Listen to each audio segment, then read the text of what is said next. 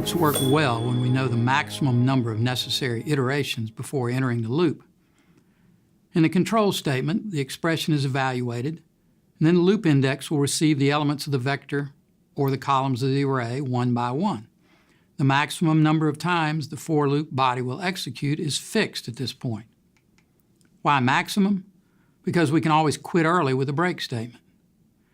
What if we don't know the maximum number of times a loop needs to iterate? Consider this problem. How many positive integers do we need to add together to exceed 50? The only way to solve this with a for loop is to guess a large enough number for the number of iterations and then use a break statement to stop the loop when 50 is exceeded. You can do that. It's not that hard for this simple problem, but there's a better way, one with no guesswork at all. A while loop. Check this function out. We call it POSSUM, for positive integer summation. It takes the limit that we want to exceed as an input argument. It both prints and returns both the number of positive integers we need to add together to exceed the input value and the sum of those integers. We start by setting both n and total to 0. Then we use the new while keyword followed by a condition. The meaning is simple. If the condition is true, we execute the body of the while loop. The body is the set of statements between the while line and the end keyword. Once we execute the body, we go back and check the condition again. If the condition is false, the while loop is done, otherwise it continues. The body in this example increments n by 1 and then adds the result to total. Once total exceeds limit, the while condition will be false, the loop terminates, and we print the result. The function then terminates and returns its output argument. If we run the function with the input 50, here's the result. The first line of the printout came from the fprintf inside the function. Then MATLAB caught the first output argument in its ands variable and echoed the result. The second output argument was discarded. Well, we've seen the while loop in action, but let's take a closer look at its form. Just like the for loop, the while loop has a control statement and a body. However, the control statement of a while loop is a condition, like, for example, total less than or equal to limit. Its value is either true or false. If it's true, we execute the body, then we check the condition again. If it's false, we quit. You might have noticed that the general form of the while loop is very similar to that of the if statement. In fact, syntactically, the only difference is a different keyword, while instead of if. But semantically, they are very different. The if statement's a one-shot deal. If the condition's true, we execute the body and we're done. But the while loop keeps checking the condition and executing the body over and over and over until the condition becomes false.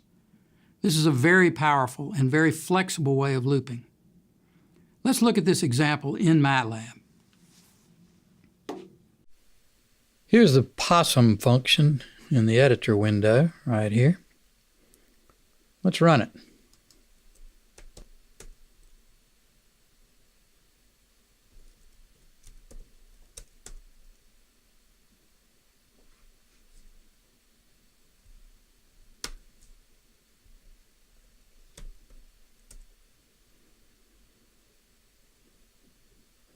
Okay, let's check its answers.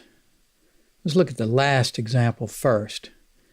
We can do that by checking the sum of 1 through 318 and then the sum of 1 through 319, like this.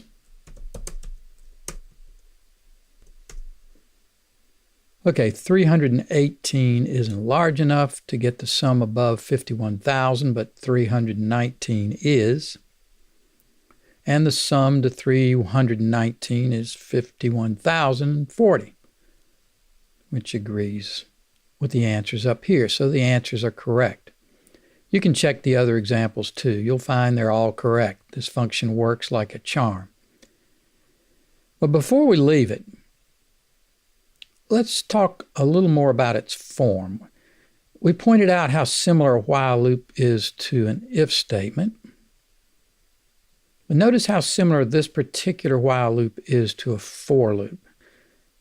Not only does it iterate, but like a for loop, on each iteration, our while loop increments n, right here, which is a kind of loop index. And it starts out at an initial value here and terminates when it reaches its last value. I say kind of because this so-called loop index here, n, is not an integral part of the while loop control statement up here, in the way that an index of a for loop is. The index of the for loop is an integral part of the for loop control statement. The syntax requires it. And the for loop semantics is based on it too, because the number of iterations is completely determined by the list of values for the for loop index given in the control statement. And then the index is assigned a new value from that list on every iteration. In fact, as we showed earlier in this lesson, you can change the for loop index to whatever you want in the body of the loop. But on the next iteration, it'll be changed right back to the next item on the list by the for loop control construct. The while loop, on the contrary, doesn't provide a list of values for an index, and it doesn't increment anything on any iteration. If we want to increment something, we've got to do it ourselves, explicitly, with a statement in the body of the loop, as we have here with this n equals n plus 1 statement. The index is not part of the while loop syntax at all, or the while loop semantics. And to drive that point home, I'm going to show you a perfectly good while loop with no loop index at all. It's in a function called approx square root, right here. As its name suggests, this function computes an estimate of the square root of its input argument x here. There's just one statement in the body of this while loop. It computes the value of the variable called y. I'm going to remove this semicolon. You wouldn't ordinarily want to do that, but I want to see y's value change each time we iterate through this loop. Let's also go over here and change the format to long, like that, so we can see more decimals when y is printed out. Okay, let's calculate the square root of 2. There.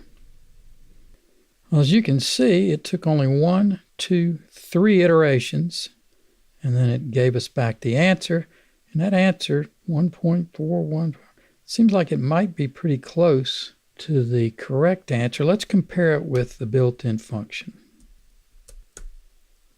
Yeah, that's close. Differs by 2 millionths. If we test on a larger number, we'll see it takes a few more iterations. Let's try 200. Yeah, this time it took 1, 2, 3, 4, 5, 6 iterations instead of 3. Let's see how close it is this time. Not as close, but still pretty good. That's 3 thousandths. Well, let's look at the function itself over here a little more carefully. Let's look at the condition here. First thing that happens is the absolute value of the difference between y squared and x is calculated. Y, of course, is supposed to be the square root of x. That's what we're trying to make it equal to. And if you square the square root of x, it should be equal to x. So the difference here, ideally, would be equal to 0. If it's bigger than 0, then we might want to do a little more work. So what we do, in fact, is check to see if it's bigger than 1,000th of x. If it's bigger than that, then we carry out the body of the loop again. And we check this again, and we keep doing that until the difference between the square of y and x is absolute value no greater than 1,000th of x, and then the loop ends. We can talk about this combination of x and y that gives us a better estimate of y from the current value of y, but I'm really more interested in this condition. The key thing to notice here is there's no loop index. I mean, where is a counter that counts up the number of times we go through? Where is a list of values that it's set to? Where is an increment of n? There is no n. There is no loop index. It's absolutely unneeded. We don't care how many times we go through this loop. We just care that we go through it while this number is bigger than this number. We stop when that's no longer true and declare that we've got a good approximation to the square root of x, and we quit. And if we think we're quitting too soon to get an answer that's accurate enough, we can increase the accuracy by changing the 1,000th of x threshold to something smaller, say, let's make it 1/10,000,000th of x. So it took 6 iterations for 1,000th of x. Now we've increased the required accuracy by a factor of 10,000. Wonder how many more iterations it's going to take now. Better get comfortable. This could take a while.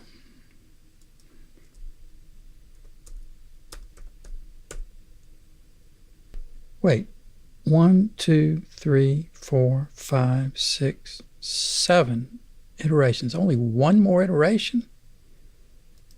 Let's see how accurate this one is actually compared to the built-in function here.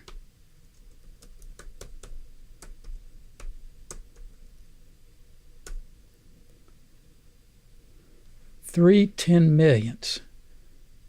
We went from 3,000ths in 6 iterations to 3 10,000,000ths in 7 iterations. This thing is converging fast. By the way, if you're wondering why we aren't at 1/10,000,000th, since we have 1/10,000,000th here, remember that this while loop condition is checking the accuracy of the square of y, while down here we're checking the accuracy of y. Well, let's put that semicolon back in now that we've seen how this thing works. And let's see how accurate we are on something we know the exact answer to, like the square root of 1,000,000.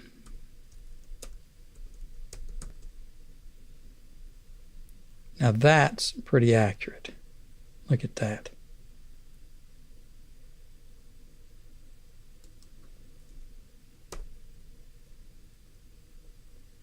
Should be 1,000. 10 to the minus 11. Excellent. Let's see the built-in function try to beat that. 0. You know, MATLAB, nobody likes to show off. Okay, our little function may not be quite as good at calculating square roots as the built-in function, but it's a lot better than the built-in function at showing you how while loops work, which is, after all, its purpose. Let's get back to that by giving it another input. Let's try minus 200. Okay, well, it's not doing anything here. Where's our prompt?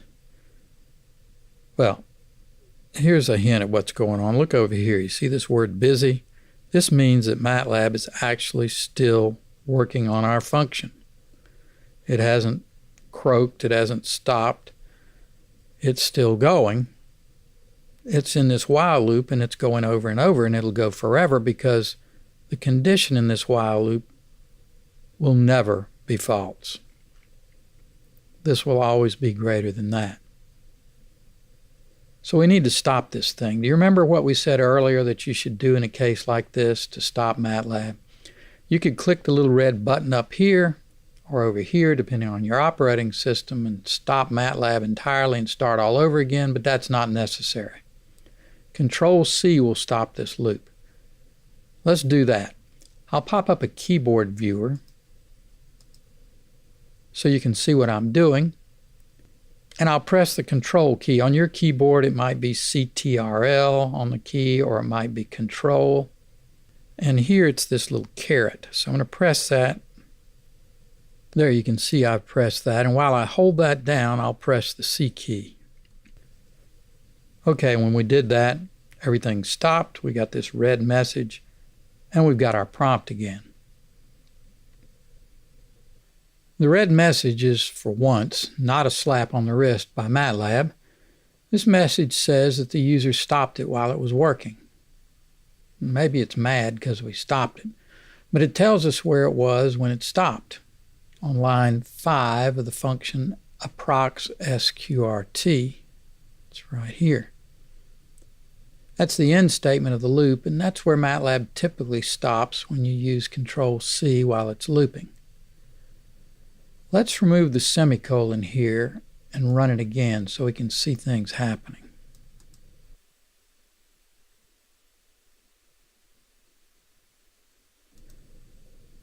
And you can see values of y streaming out on the screen. It's working hard. But let's go ahead and stop it with Control-C.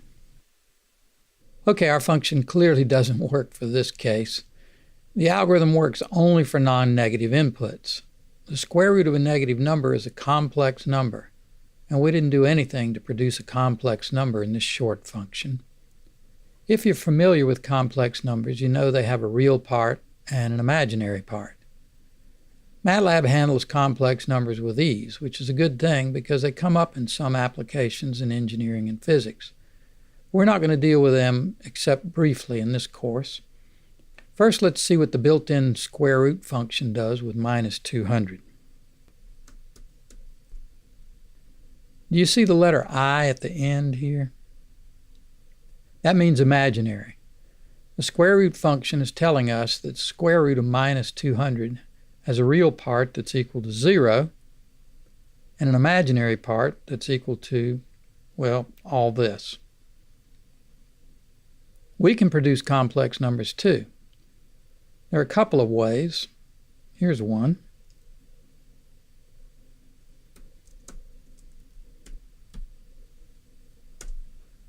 I just typed an I after the 3.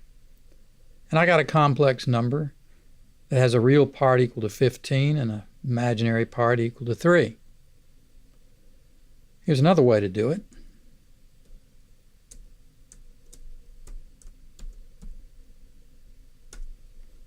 This time I put 15 plus 3 times I. MATLAB sets the variable I equal to the square root of minus 1, and you can use it to make an imaginary number. If you set I equal to, say, 7 in the meantime, and then try this again, well, it uses the 7. If you want to get I back to meaning the square root of minus 1, clear it. Well, let's just look at it. Now you see I is equal to the square root of minus 1, which is the imaginary 1. That's how you can produce complex numbers, and it wouldn't be hard to fix our function so that it would return the correct complex answer for a negative input. But we didn't do that, and as a result, the condition in the while loop will never become false for a negative input. So MATLAB gets stuck in this loop. A loop that'll never end is called an infinite loop, and it's a feature only of while loops in MATLAB because that's the only place it can happen. A for loop can never become an infinite loop because the loop will always quit when the loop index reaches the end of its list of values. And there's no way to set up an infinite list of values accidentally or on purpose. But since while loops are susceptible to this problem, we have to be very careful how we set up the condition of a while loop and how the variables in the condition are changed in the body of the while loop so that eventually the condition will become false. While we're developing a program with one or more while loops, it's very common to make mistakes that cause one of those while loops to get stuck in an infinite loop. When MATLAB is seemingly not doing anything, always remember to check the bottom left corner for a busy message. If you see that, you know MATLAB is not dead. It's still working on your program. By the way, some very complex computations can run for a long time, even on today's fast computers. So whether you're using for loops or while loops, MATLAB may still take a very long time to finish your function.